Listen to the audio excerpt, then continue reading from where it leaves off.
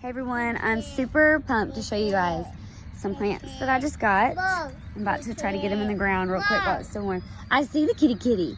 So I've been on a quest to try to find some plants that'll give us just a little bit of color and life during this time of the year, which I truly don't love. I really hate January and February, to be honest, because it's cold and dreary.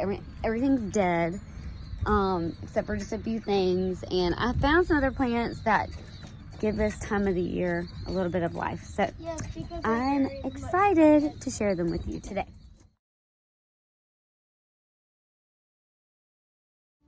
Come here, Aniston. Aniston's trying to run off to the trampoline. So look at that. It's so pretty.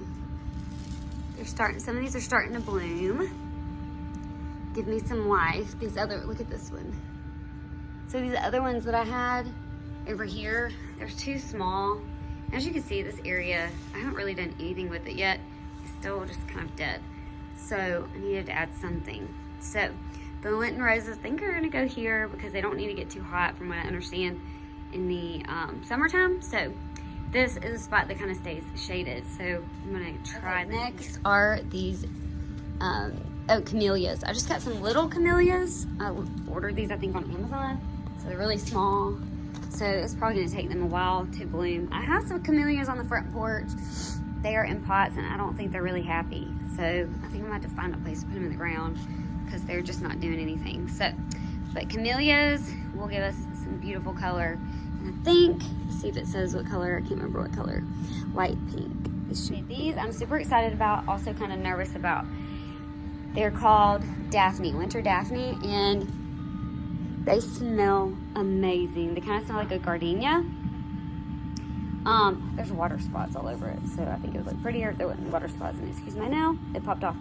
But look how beautiful the little bloom is. They smell amazing, and supposedly throughout the rest of the year, they will have just like evergreen leaves, and these are variegated. The thing about them is they don't like to stay too wet. So if you have a place that doesn't drain really well, they won't do very well there. But I'm hoping I can find a place because we actually have issues with that here in our yard. We have a lot of places that hold water, so I'm gonna have to really choose wisely. Here is called the Warren's Red Possumhaw. It is a type of holly though, as you can see. And what I loved about this one is how it was just like lots of berries, and I had gotten some branches like this year for decorating. So another goal that I have right now with my yard is to get a bunch of things that I can cut and bring in the house, and this I thought would be one that would be just really pretty pop of color because I have a ton of hollies, but of course, you know, you got to find the ones with the right berries on it, and I love how this one is kind of bare with the berries. Okay, next up we have this Winter Jasmine. It's got these cute little yellow flowers on it. And so it is kind of similar to the forsythia, but what I like about this, and I do have some forsythia that I already put out, it's kind of new. It still is not doing anything yet because it's too small, but the forsythia is really pretty, but the branches look kind of dry and dead. The cool thing about these guys is that, see how the branches are green, so it just kind of adds a little bit more life to it, I think, in my opinion. You know, having the woody look is cool, but I like how the green stem adds a little bit more life to it. So this is called Winter Jasmine. Really pretty. And supposedly this spreads a lot. So I only got one to start with, and I figured I'm still trying to figure out where I want things to go. So maybe starting out with one, I can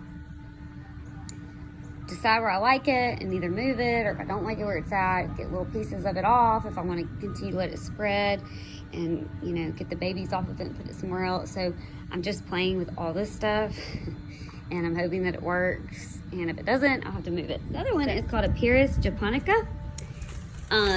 This is what it should look like. It's a Valley Valentine. It should get, and I should have said on these others how big they're gonna get. I forgot to say that. This is hardy to negative 20 degrees, but it can get up to almost 6 feet tall and 6 feet wide. So I'm gonna have to find a place that it can really grow at. And